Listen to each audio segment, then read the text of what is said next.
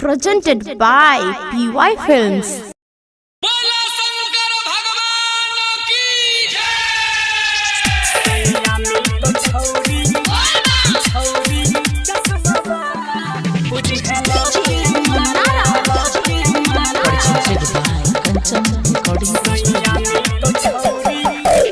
सावन के सब सोमवारी तू पूजी है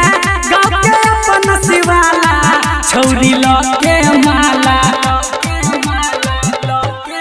हे के सावन के सब सोमवारी तू पूजी है गाँव के अपन शिवाला छौरी लके माला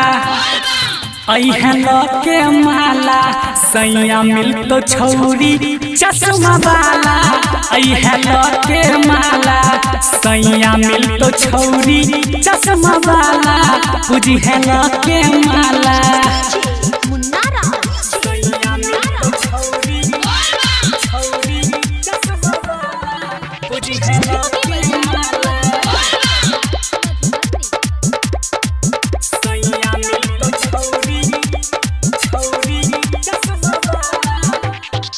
नित्य दिन पूजा करी है चढ़ई है धतूर गे सैया तोरा हीरो मिलतो एक दिन जरूर गे नित्य दिन पूजा करी है चढ़ई है धतूर गे सैया तोरा हीरो मिलतो एक दिन जरूर गे सबके कष्ट हर छठ पुरारी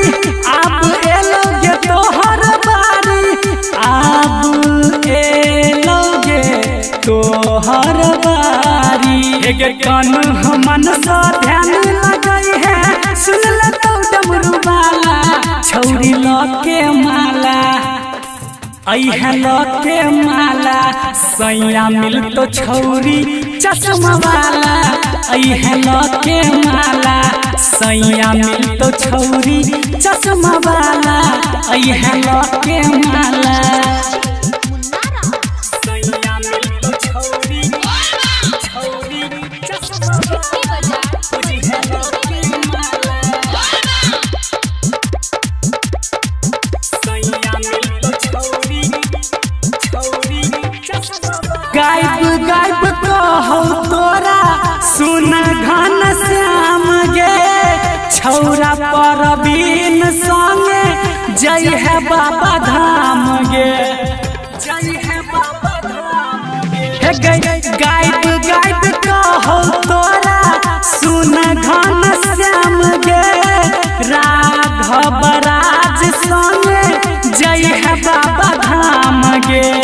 सबके आस पूरा भोलेनाथ गे मनीष जचलिया के छोड़ी है नहीं हाथ गे मनीष जचलिया के छोड़ी है नहीं हाथ गे तोरो पर खुश है तो भोले दानी खोल दे तो किस्मत के ताला